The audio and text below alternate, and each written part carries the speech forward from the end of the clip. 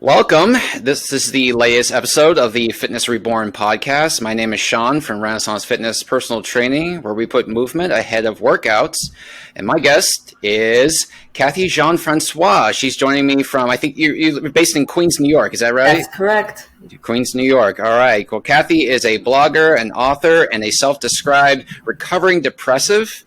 And thank you so much for joining us, Cathy. Oh my gosh, thank you so much for inviting me, Sean. I really appreciate it. Yeah, not a problem, not a problem. I read up on you just based on your profile. It matched us together, and I saw a lot of what I like, and it really I feel really gels well with the podcast because I try to be very inclusive when I talk about things about fitness, and obviously mental health is big. Mm-hmm. I think it's a big part of anyone who is into fitness at all, actually, and so. Just to take it away here, I like to just start from the very beginning here. I like to have an origin story here because I've read stuff about you, but people listening probably don't know a thing about you. So I like to kind of go to the very beginning. So just take us on from the very beginning. How did we get here? Okay, sure, no problem. I would love to. So I have been suffering with depression for years without having done anything about it until my sister was like, we need to get this under control, because sometimes I would be so upset. Sometimes we'd be sitting there talking and then all of a sudden I burst into tears for no reason at all. There was really no reason. And and even I didn't understand what my depression was about. I didn't understand that I was going through depression. And so my sister finally suggested that I see a therapist, and she even looked one up for me. And that's when I first was introduced into therapy. And then fast forward a few years, and then I no longer had a job. I quit my job after my father passed away, and I became I was working in publishing at the time, and I became a substitute teacher, and that didn't give me any medical insurance, so I had to stop with the therapy, and so I became depressed all over again, and these bouts of depression I didn't know how to get over, and slowly, little by little, my sister, who is a fitness enthusiast, she started working out a whole lot, and she suggested that I work out too. We happen to be twins, and we go to what's called the Twins Festival every single year. And my sister would tell, and the idea of the Twins Festival, we want to look as close to, as twins as possible. We're fraternal, so it's a lot of fun. So we do everything we can to make sure that we look exactly alike. And my sister would tease me saying, I'm working out and you're not, and I'm going to look really fit and you're not. You're going to look all pudgy. And I was like, oh man. So that's what motivated me to start working out. And I started working out and mind you, before I started working out, I was that's when I became a teacher. After a while, I was a teacher, and all my focus is on teaching, lesson planning, and all that. And I really felt like I had no time to work out. And so I said to myself, okay, let me start working out maybe 10 minutes a day. And I use a program called beachbody.com, and they have a 10-minute trainer with Tony Horton. And I was like, I'll do that. So I started working out every day for 10 minutes. And I realized that I had more time than I really thought I did. I would spend like 15 minutes getting myself ready for the workout, 10 minutes working out. And then after that, I would just lounge about. And I was thinking to myself, wait, I all this time I thought I had no time to work out, but I actually do. So I started working out a little bit more every day. So I would up it to 20 minutes and then 30 minutes. And then I would do probably 20 to 30 minutes, like 3 times a week. And on the weekends, I would do like an hour or so. And I did this consistently. And I started noticing my body changing, and I would really like what I saw. So I started working out more and more. Mm-hmm. And it wasn't until, I'm going to say, like maybe 8-9 months to a year later that I was like, I really haven't been that depressed as I used to be. Mm-hmm. I haven't had any fits of crying. I haven't really been down on myself and hating myself. And I realized that the part of the reason was because I was working out. And with working out, all these trainers that I was doing with the Beachbody program, they say all these positive things, and you really have to take time for yourself, and really believe you can do these things. And that sort of like made me, sort of have better ideas and thoughts about myself. And so my mindset was beginning to change. And I really feel like that it was it. And then I started listening to more positive self-talk. I started listening to inspirational videos and all of that stuff. And I think it was me starting with working out 10 minutes a day that shifted my mindset to really believe that I can do 10 minutes a day or more. And I think it just took off from there, really, really organically. I didn't set out to be like, let me do all these things so that I could see how I could battle my depression. It's just all these things fell into place, and I was able to, battle my depression without medication. I no longer took medication because, remember, I had been off of my insurance. So I no longer took medication, but I was still feeling really good. So that's how it happened. Yeah, it's interesting you say that you did that all without medication. Now, I can tell that with my own history of depression, I've been working out consistently for almost 20 years.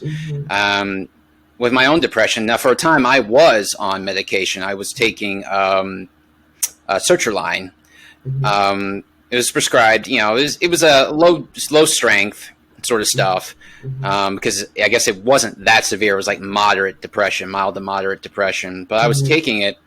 And I don't take it anymore now, but I kind of wonder, like, kind of makes me wonder when you say you had no medication, like, why did I need medication then if I have been consistently working out then, so.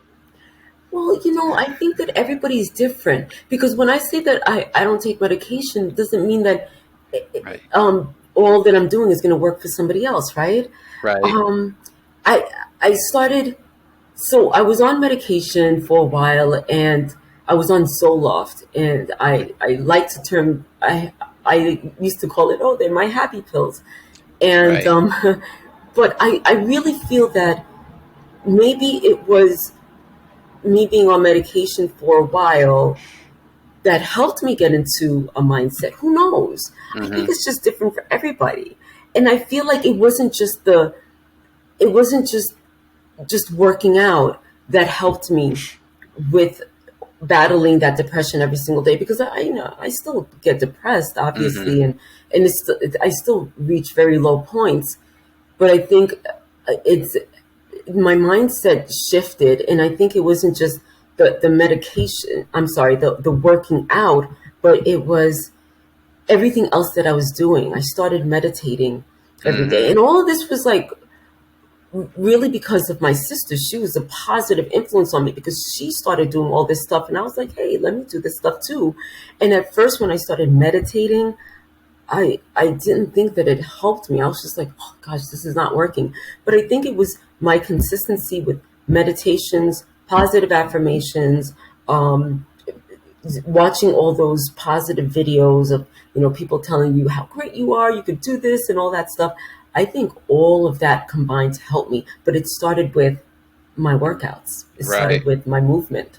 Right. I've had a similar experience with meditation myself. I mean, it's one of those things that you're not going to get any kind of instant gratification from. No. You really have to stick with it. And I've done it off and on over the years. And, I've thought about getting back into it recently too. But, it can work Yeah. if you really dedicate yourself to, like fitness. It can work once you really dedicate yourself to it. But I think a lot of people go into it thinking that, your first time through it, after 20 minutes, the universe is just going to completely open up and you're going to be A-okay. And I think that's why a lot of people drop off. Wouldn't you agree? Yeah, I completely agree with that, because I wanted to at first.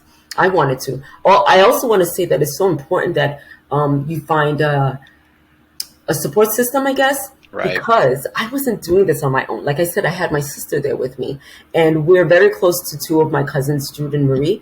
And so we formed like a group, like, okay, so let's every morning, let's get up early and meditate and do this and talk about our experiences. And and then we even went into like a fitness challenge where my cousin Jude and I were a team, and my sister and Marie were a team, and then every day we'd work out, and then we'd write it down, and so we competed against each other. So I really think that it's important that we find a support system as well, because Yeah. I did this with all of them, and I managed to keep it consistent because of them. Right. Yeah, I think the support system thing is probably the biggest component of all. I think it's probably what gets lost a lot of times in terms of fitness or well-being at all. It's like you really do need to have the right group of people around you. And maybe kind of now thinking about it, maybe that's kind of where the depressive aspects for me were kind of playing into it, because I didn't really feel like I had much of a support system. Okay. And back during the time when I really was feeling a lot of depression, I really don't feel it much now. I still have my ups and downs. I still have these, these bad thoughts that come in every now and again that kind of take me down a notch or two. But Yeah. it's not very long lasting, I've noticed, because I think I've gotten to a point now where I know how to deal with it. But support system. I never much really needed it for the fitness part of it, because I've always kind of had a lot of intrinsic motivation, and Nice. it's become habitual now. Like Yes. if I'm not active enough, I've noticed this like on days where I'm not really at the gym, it's just kind of a day I don't go. If I'm not active enough, I can feel my body kind of reacting. It's almost like withdrawal. It's like you need to do something. You need to walk or Yeah. something. You need to get some energy out, because we're not used to this loafing around stuff, sitting in front of your laptop and doing this, that, and the other. We're not used to this. You need to get up and be active. Right. But in terms of like the depression side of it, I didn't really feel like I had very much of a support system. I mean, during my times when I was most depressed, I was married at the time, but the circumstances were not good. I didn't feel like I had people who were empathetic towards me, but not really supportive with me. I mean, no one who could really jump in the same boat with me. Right. So I think the fact that you had that is great, and I don't want to get too deep into me, but the fact that you had that is great. So you said earlier that you responded well to the positive affirmations and the saying, "Yeah, you can do this. You can do this." Do you think that when you were younger, did you not have that sort of thing? Have people telling you that and kind of just bolstering your self-esteem and stuff like that? I didn't feel it when I was younger. I really didn't. I I I didn't like myself. Right. I didn't think I was any good at anything. I felt like my mother was always against me for everything, always out to get me. I didn't have a very close relationship with my sister.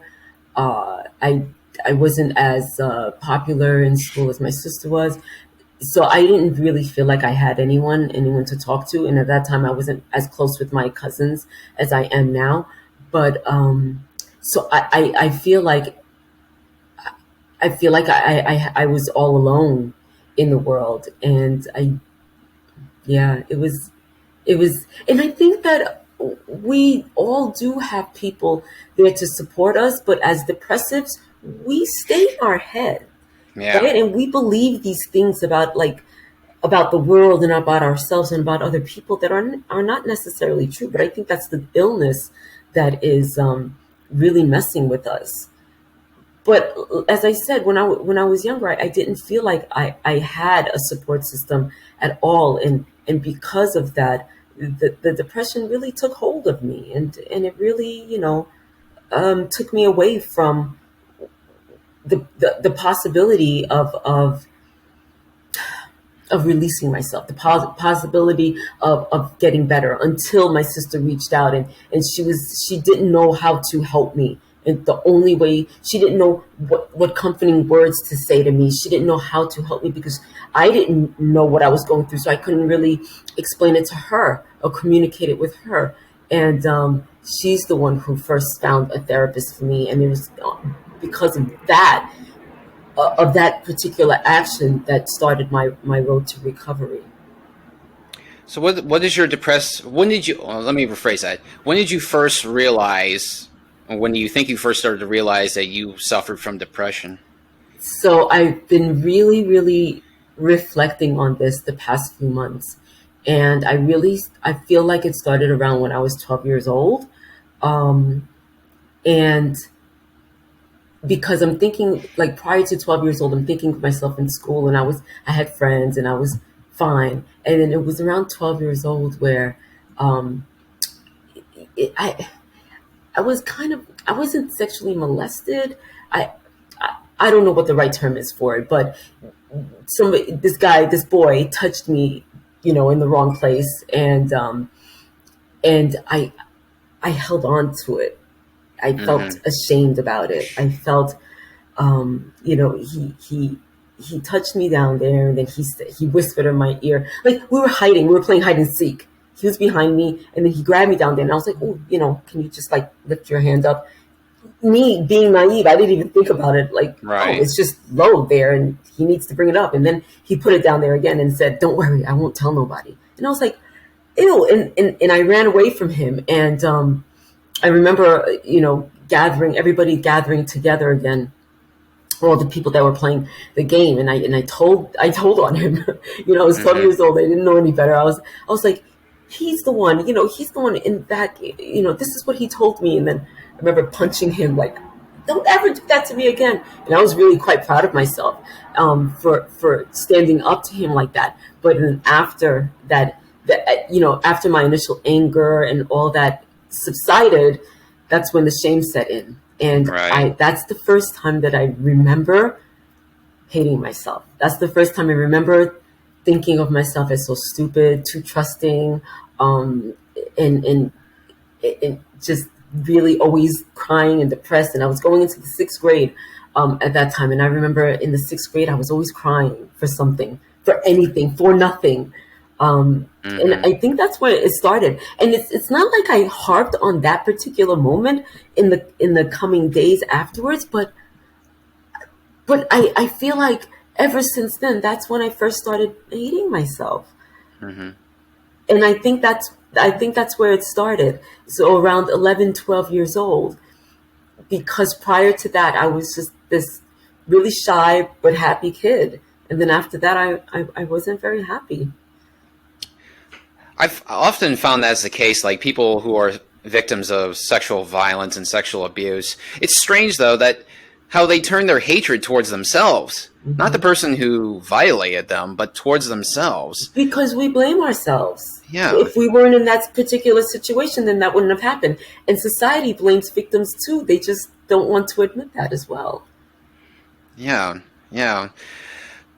So the first recognizable fits of depression and crying for no reason, for what looked like no reason, Mm. were traced back to sixth grade.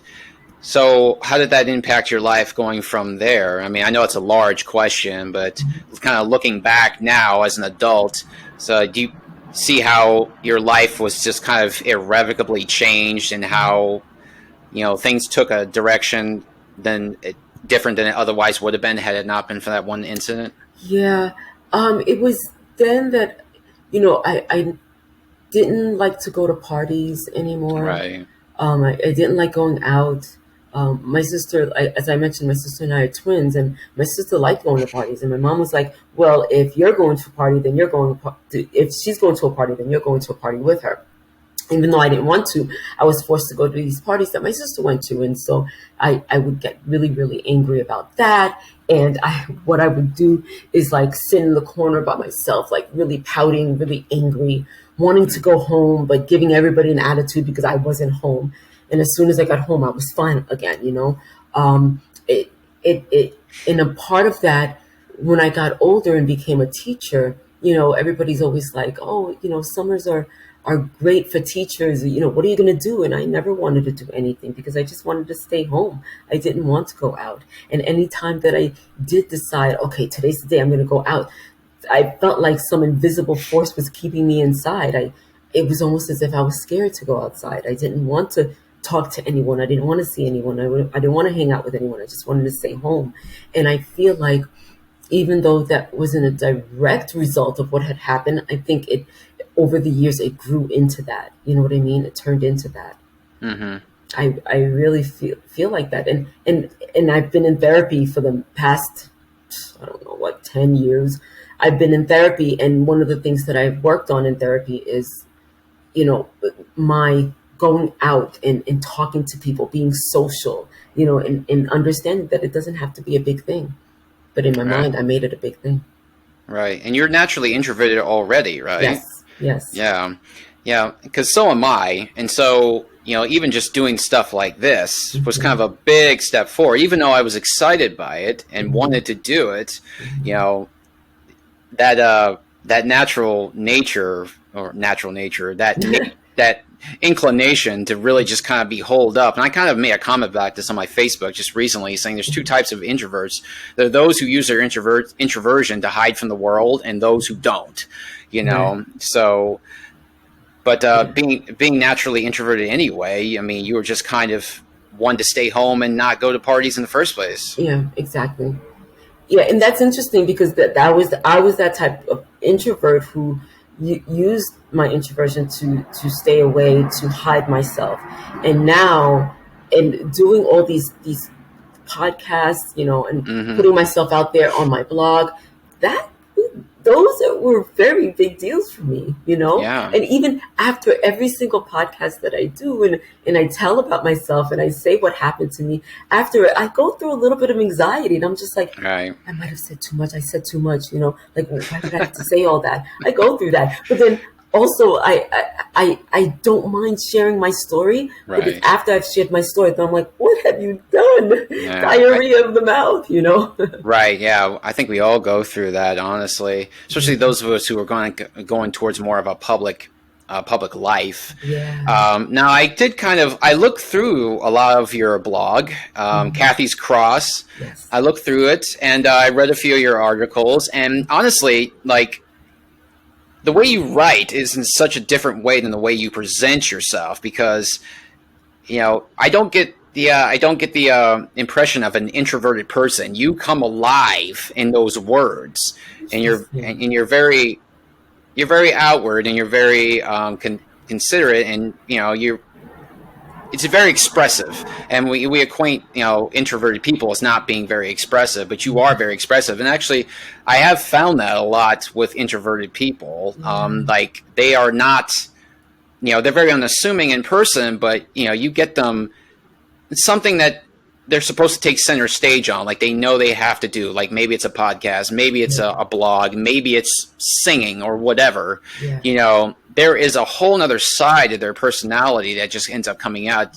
Do you think, like, being introverted is almost like having a schizoid personality, where it's like flipping a switch, Dr. Jekyll and Mr. Hyde, in one Yeah. second or another? Do you think it works that way? Absolutely. I feel like, so it's interesting. No one has ever told me that, like, the difference between how I present myself and how my writing is. So I really feel that um, one of the things that I believe in is in using your talent to overcome your depression, using your passion to Right. overcome depression. And I feel like my writing is my superpower. I really Mm-hmm. feel that way because when I write things down, write how I'm feeling, it helps me. It's sort of like a release of the things that are plaguing me. And so I feel that I've used my writing as a way to release all the things that's inside of me, and help me to feel better. So, with that said, I really believe that people who are introverts, they have another way to express themselves, a different way than being social. They have Mm-hmm. another way to express themselves, and it's a profound way, and it's something that they can achieve, and something that really will help other people get to know them beyond the social level because they're not very sociable people. I don't know if I really answered your question. Well, no, no. I think what you said is probably spot on. Because for whatever reason, this person cannot feel like they can be very expressive. They don't feel like they can really, mingle with other people and be the type of person that they might be deep down inside. So they Right. find other forms to release. This is where a lot of Yeah. artistic creativity comes from. It's, Yeah. this is why, to kind of link it to, say, people dealing with severe mental health issues. There's some of the greatest artists that we know of, even if it's something as serene as just drawing flowers, is what Van Gogh did. Van Gogh was a very troubled man. And so Mm-hmm. you see, I think, ways of trying to alleviate his mental illness Mm-hmm. in the paintings that he drew. Like, he even said, I would much rather draw nature all day long than anything abstract or Mm-hmm. surreal or anything like that.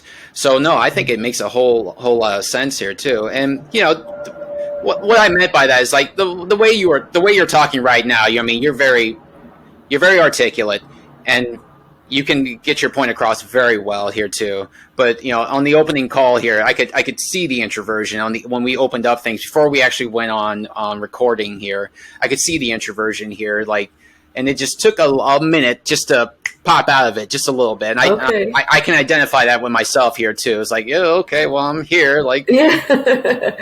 Yeah. just waiting to get going here too. So Yeah.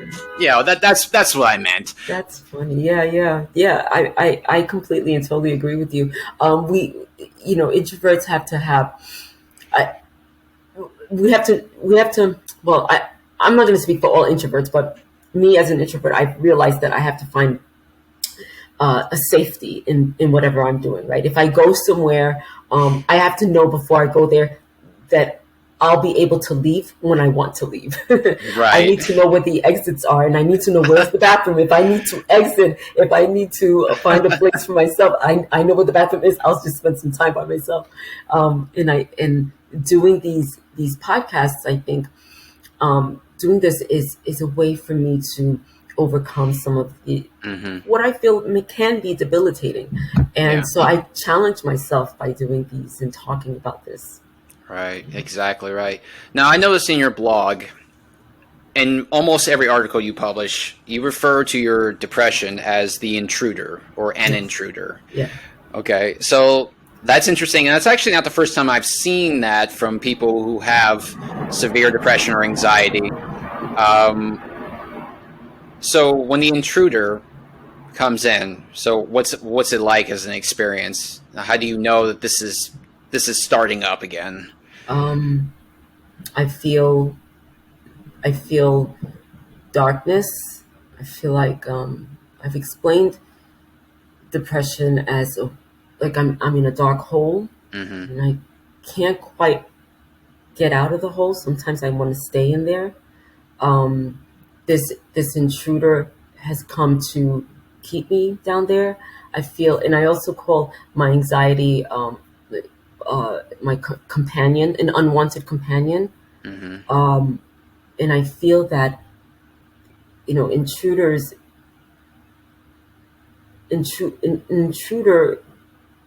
invades your life. Hmm. It keeps you from feeling safe. It keeps you from doing what you need to do at the moment. And I feel that that's what the depression has done for me. I feel like I've wasted so many years because this thing has intruded in my life, has invaded my life, and kept me from doing all these things that I would have otherwise wanted to do. And so that's how I look at it. The unwanted companion. Sometimes I call it the depression monster. All of these negative images, these things that come and invade you and try to take from you this beautiful thing called life and try to keep you from living your life. That's how I've seen it. And when I feel depressed, I feel like I'm trapped and I'm kept captive by this intruder, this unwanted companion, this depression monster. So what does that do to you? I mean, how does that harm your life? Does it make you unable to go to work? You can't talk to anybody. It's just you don't want to get out of bed. Is that the It, kind of? exactly. Yes. I don't want to talk to anyone. I will force myself to go to work. Mm, I'm a teacher, so I really feel like I need to be at work all the time to be there for the students. But I put on a fake smile sometimes. mm, Um, I act as if I'm okay, but I'm very withdrawn. I don't talk to the other teachers as much as I would like to because I keep to myself. But if I'm home, I will stay quiet. Won't really talk to my husband. I'll drown myself in my work, my writing. Or I'll probably just watch TV, but I'll stay quiet. I do not want to go outside. I'm okay if I stay inside for like days at a time. I'm so okay. When the pandemic first started, everybody was like, "Oh, cabin fever." I was just like, "I'm good. I don't have to go outside." But it becomes a problem because then I don't want to see anyone. I don't talk to anyone, and I know I need to go outside. I need fresh air. But yeah, when I'm in a very low place, I just want to stay in. I don't want to talk to anybody. Just leave me alone. Right. So, did COVID just not affect your depression at all, or did it affect it somehow? Like when everybody went into lockdown, the whole world plunged into chaos. Mm-hmm. So it just kind of rolled off you, or It didn't. It did at first. I was good okay, for like maybe 2 months that I was in, and I was doing remote learning, remote teaching. right? And I was like, every day I was like, hurrah with my students, like, let's get this done. Pandemic has nothing on us. But then in the evenings, I'd be drained. I was drained. And I felt like, and after a while, I really did feel like I needed to go outside um, because I felt like what's draining for me as an introvert and a depressive is like putting on that fake smile and acting as if everything is okay. And Mm-hmm. that takes a lot of my energy when I'm not feeling it. But because I'm acting as if everything is okay. So that drains me a whole lot. So at the towards the end of the day, I didn't feel like doing anything. I was just so tired, and I knew I needed to go outside. And I think I did start getting that cabin fever, although I didn't recognize it at first because I wanted to stay in. So yeah, it affected me a little bit differently. I was glad not to be going into work every day, but at the same time, I was feeling like I was putting on a show. So how do you eventually come up out of it? Good question.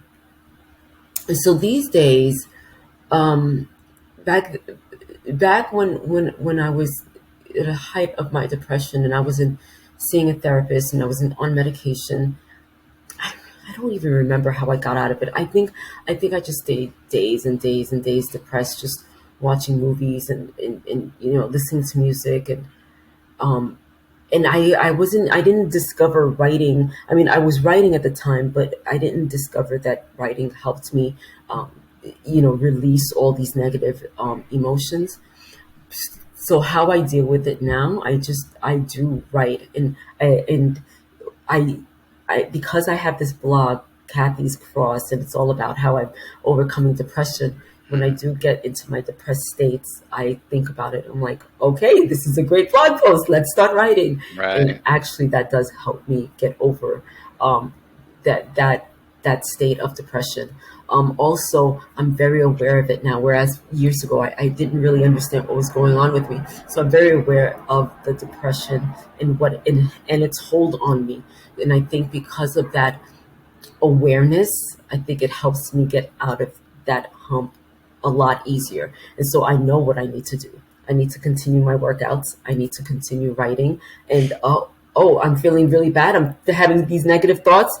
I put on my headphones and I start listening to all these positive self-talk, all these things to make me remember, you know, wonderful things about myself. So I have all these things in my tool belt that I use in order to get out of depression. So in other words, I'm very active about it now.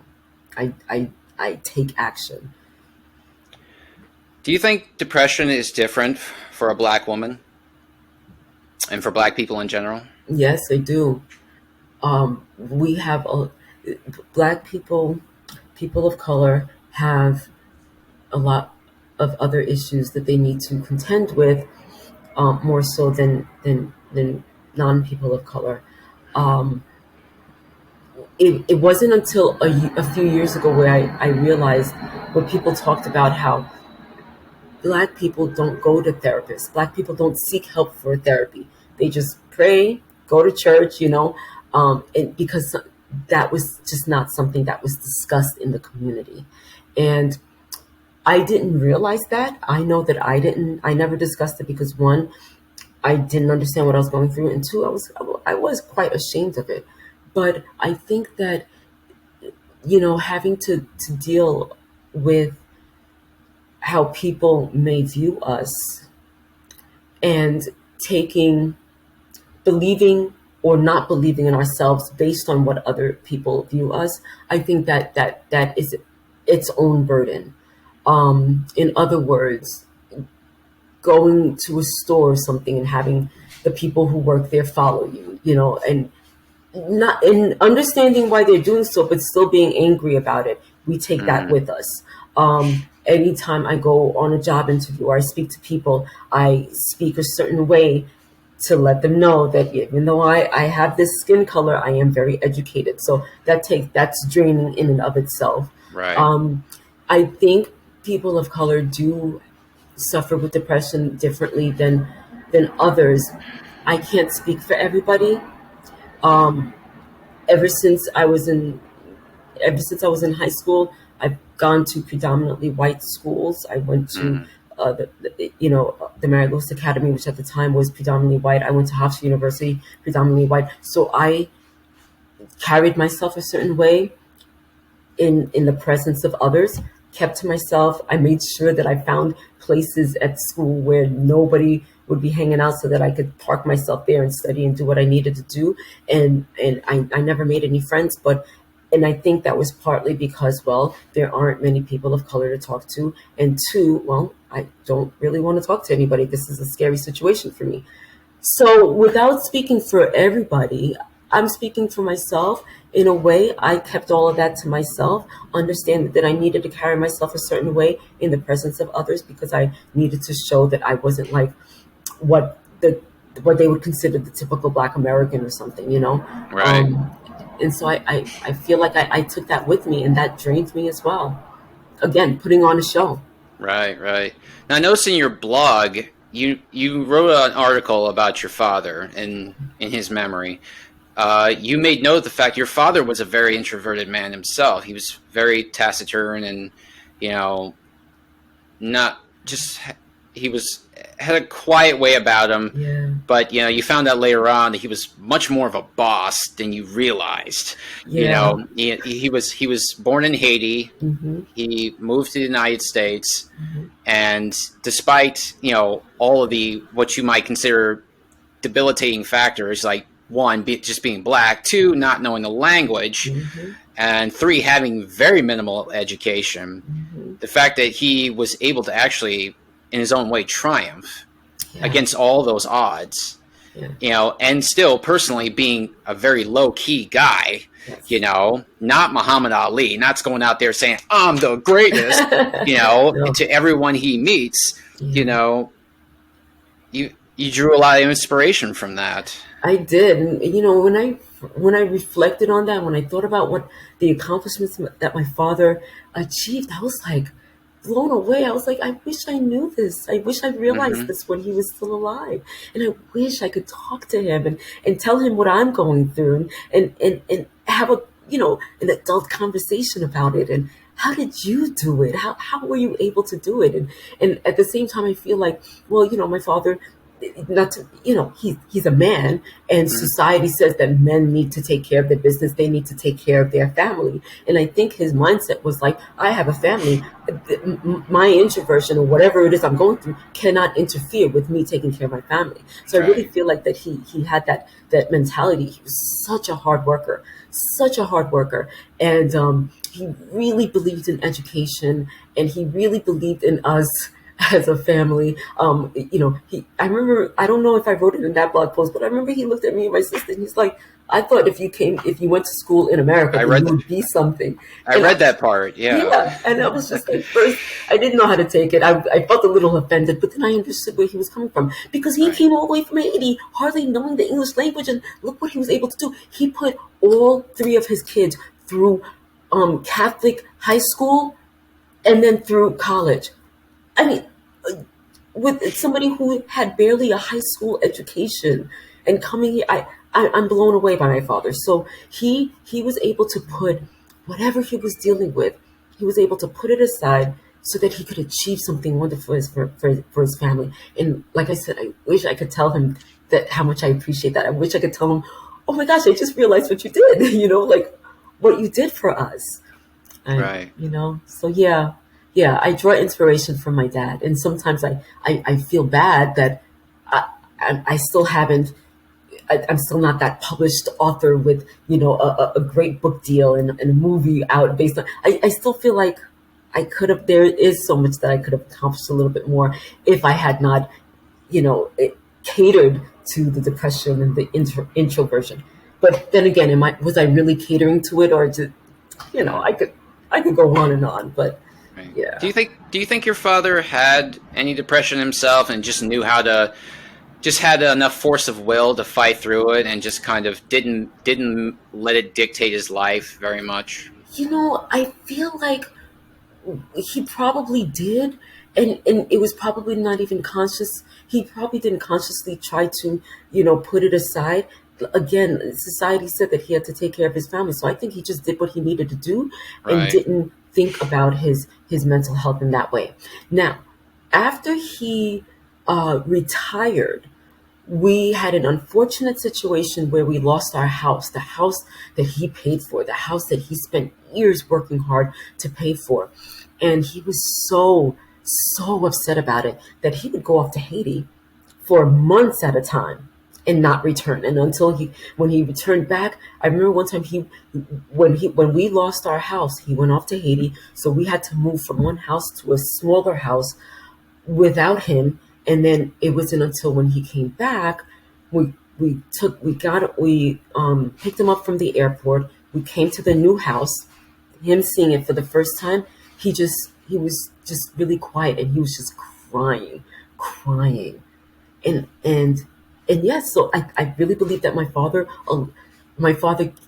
allowed his depression um, to escape, or not even escape. He allowed himself to be vulnerable in our presence in his later years after he retired. And I think maybe there was a lot of mental anguish. Maybe he was really reflecting on a lot of what was happening. But he broke down, and I remember him crying because we had lost the house. And he didn't have to say any words. He didn't say anything.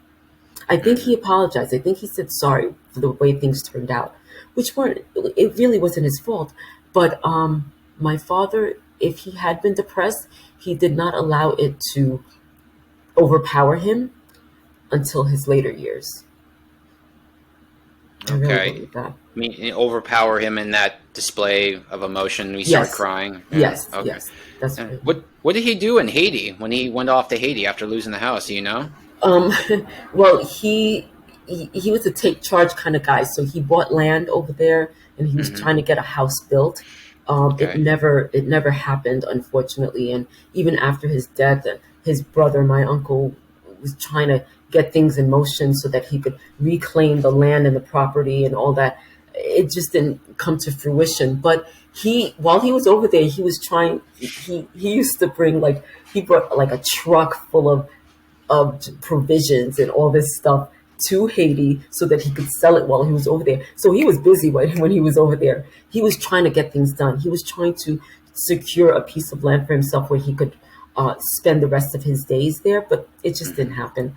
So, so I really feel like maybe part of him breaking down when he came here too was knowing that things weren't working out for him when he was over there in Haiti, and things weren't working out for him here either. So yeah, I just think that he was just always a very busy person, always thinking about the next thing to do, but things just didn't work out for him the way that he wanted them to. You find that's how a lot of people really deal with their depression. They just busy themselves.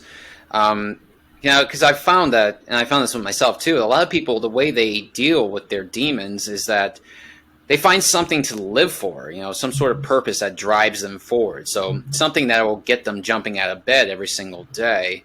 Hmm. Um, but the other side of it seems to be the flip side of it seems to be that if you are reliant on that too much, and once that purpose is gone, then you're kind of back to square one. You didn't really progress. You didn't really make anything better. You just masked it, you Mm-hmm. know. Mm-hmm. So do you find that often the case, or have you found that the case in your own situation? Um, I think so. In Well, actually, if you think about it, all this stuff that I'm doing to battle the depression is really Right, keeping myself busy so that I won't have to deal with it, right? I think right. so. Like, writing all the time, my workouts. I'm always trying to, do, when I'm doing the positive self talk, I'm listening to these inspirational videos. They're all like things keeping me busy so that I don't think about the depression in a way. Right. Well, I would I, argue that you are also working through it too, that's because it's true. it's not like you're out there just typing up any mumbo jumbo you think about. That's true. You're very much putting yourself on written word here, and Yeah. you're just kind of laying yourself bare for anyone who wants to read it. So Yeah. I think there's a fine line between avoiding it through busying yourself and using your busy life as a point of catharsis. That's a good point. Yeah, you're right. You're right. Yeah, absolutely right with that. But what I wonder though, I wonder if the flip side is if somebody, the person who attempts suicide, has it gotten to a point where they don't have anything to live for? They don't have that purpose like you were talking about. I wonder if that's what it is. Maybe they tried certain things to busy themselves or whatever, or a purpose to live for. And if that purpose is gone, is that when they attempt suicide? You know what I mean? Well, maybe it's that, or maybe it's a lack of flexibility in terms of defining yourself. Mm-hmm. Because if you jump from a bridge because say your grocery store closed down and you're a grocer, that's how you identify yourself, and now suddenly, you're driven out of business because you couldn't keep up with demand, or someone else just kind of bought you out or whatever.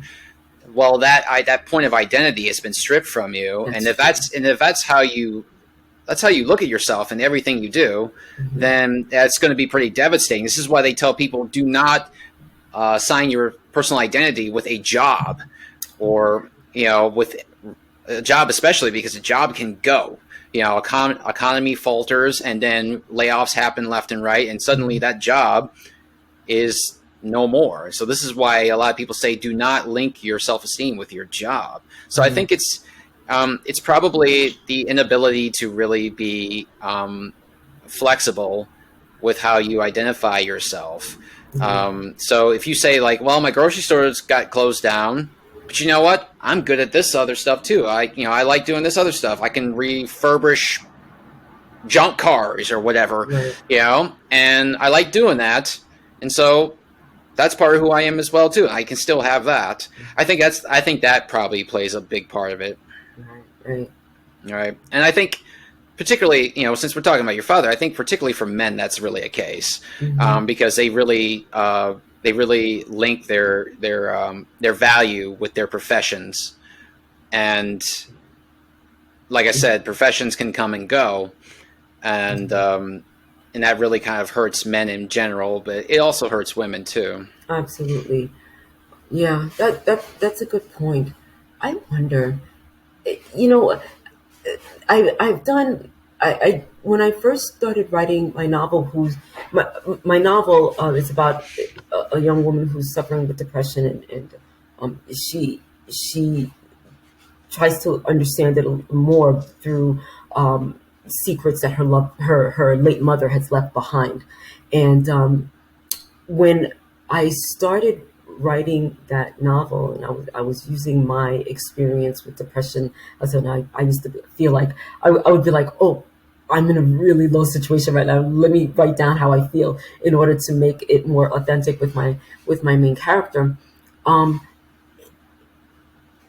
Gosh, I forgot my point. I was What did I want to say about it? Um, you, in trying to understand what you yourself are going through, I think there's a natural there's this natural idea of thinking of your identity as as what you do as opposed to who you are, Right. right? And I that's one of the things that I had to come to terms with. In oh gosh, I really lost what I wanted to say in terms of the novel, but I just liked what you said about that the idea of identity, because it's really really really important that somebody, especially men, because again, with even though society is changing and we find, there are like women out there who are starting their own businesses, who are really people, um, when somebody loses that thing which identifies who they are going to feel lost.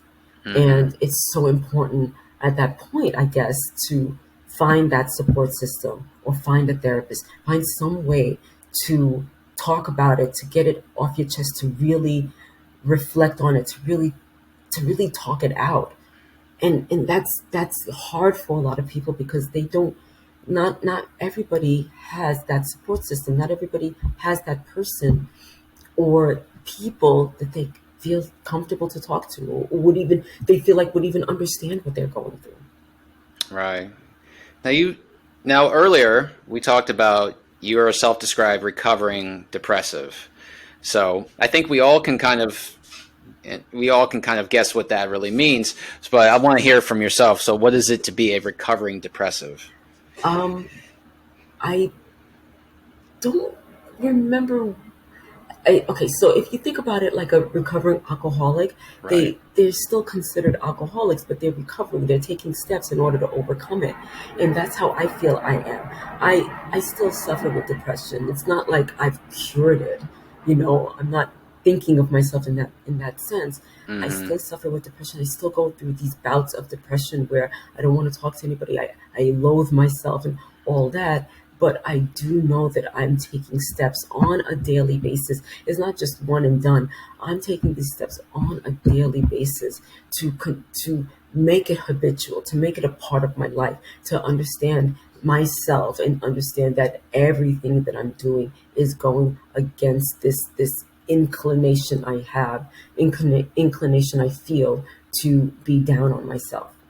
Does that make sense? So I'm Oh, recovering every single right. day. I go through it. Every single day I go through it in order Right. to. No, that makes perfect sense, and that's kind of what I got from it too. Is like you said, being a recovering alcoholic, you are never not an alcoholic anymore. Once you're addicted to the alcohol, it's there for life. It's just a question of whether or not you are giving into it. Mm-hmm. And so, which is why things like Alcoholics Anonymous are so popular, because it gives them exactly what you just said. It gives them that built-in support system, that sense of community, Yes. and you're around like-minded people who have the very same problem that you have, and it just gets that much easier too, which is why I think it's as effective as it is. Mm-hmm. And so when you're a recovering depressive, I think it's the same sort of deal here too. Yeah. The more people you surround yourself with who can actually, one they can empathize with you. That's the big thing. But two, they actually know how to pull you out of it. And I think, like I said earlier, that was what I didn't really have. I didn't have anyone who could really relate to me. I didn't really have anybody who knew how to really get me out of my stupor. Mm-hmm. Um, and I think maybe it had a lot to do with circumstances being what they were. Because, like I Mm-hmm. said, it was not a good marriage. Mm-hmm. So maybe Can just I get ask you a question? sure. Do you currently take medication or do therapy or anything like that? I don't currently take medication or therapy. I did do therapy off and on when I was in the midst of the worst of this. Mm-hmm. Um, it was kind of a struggle to really get with anybody who I could really connect with. I was with this one guy, and we got along just fine. We kind of talk shop, Mm-hmm. but the sessions were just like not really going anywhere. Mm-hmm. He's a nice guy, very conversational, but I didn't really feel like it was really going anywhere. It was like we were just kind of sitting there, just shooting the breeze, Mm-hmm. and I don't know. I just kind of lost interest, and maybe that's not his fault. Maybe I just kind of should have stayed with it longer. I don't know, but it's just, yeah, therapy didn't really seem to pan out very well for me, Mm-hmm. and And no, I don't do it right now, and Hmm. I don't take any medication for it. And I feel like I'm doing pretty okay. Um, Oh, I don't have days where I'm just like I feel like I'm chained to my bed, right. and I can't muster enough energy to go anywhere and do anything and to Hmm. interact with anybody. I mean, I'm introverted, so I'd much rather just kind of keep to my own company a lot of times anyway. Yeah. But I do like, and that's kind of the odd paradoxical thing about introversion. It's like you're interested in people. A lot of things about people interest you a lot, but you don't feel like you can really connect with them very well. Yes. You just kind of like you keep them at arm's Just, length. yep. You know, I Yeah. I think I feel like that's kind of universal. Yeah. Yeah. I agree. I agree. Okay. Yeah, so that's me in a nutshell. So yeah, recovering depressive. I think in terms of like recovering alcoholism, I think it makes a whole lot of sense. It's a daily sort of thing, right? Yeah. Yeah. It is. Right. That's right. So, well, let's talk about your your, projects. So you started talking about your book. What's your book about, and does it relate back to your own depression? Yeah. I started it. Oh gosh, I started it about 20 years ago. And it's been, and I put it on the back burner when I became a teacher, and I picked it up like years later again. Anyway, I had wanted to really write something that was meaningful to me, and at first I wanted to write about a woman who has issues, mental, not mental issues, but just issues. And I remember my cousin saying, "Well, everybody's got issues," and I was like, "Okay, so I have to really, really specify what's going on here." And very early on, I realized that I was going to use myself as as my main character. So, like I said, like anytime I got into a real depressive mode, I would write it down, remember it, so that I could make my character really authentic. And it started out as a woman who's just suffering with depression. She found something that her mother had written, and now she wants to know more. But I changed it, and there's a love interest in there, and she's cheating on her man and all that stuff. But I made it into something that I feel like it's more of a literary work than a commercial novel, in that I really want to emphasize, like, all the characters in that novel are going through their own form of depression. But my main character is really trying to understand why she's going through what she's going through, based on the way that her mother used to treat her. And then we find that her mother, suffered with depression because of something that she had done in her life. And I really felt like this was such an important topic for people to understand, that depression is not just something that you get over. That was my main point for writing it. Mm-hmm. And the depression is something that you need to work through. It is an illness. It's a chemical imbalance. So for many people, it can be a triggering, something that was triggered. And because when I was growing up and I was going through all my depressive moments, and I didn't understand what it was, people would be like, "Get over it. Like, why are you still crying? Get over it. Or, Mm-hmm. what's wrong with you?" And that was my main reason for starting it. The depression is not just something that you can get over. You need to really work at it and go through some hard stuff. Gotcha, gotcha. So, in the upcoming future, what's next for you? Is it continuing to work on your project and continue blogging? Yeah. Yeah, So I want to continue with the blog. I really enjoy that, and I really feel that, it's, like I said, it's my superpower. Every time I right, write it down, I just feel a little bit more powerful. right. So, and I'm currently looking for an agent for my novel. So I've sent that out to a few agents, and I'm about to send it out to a few more agents.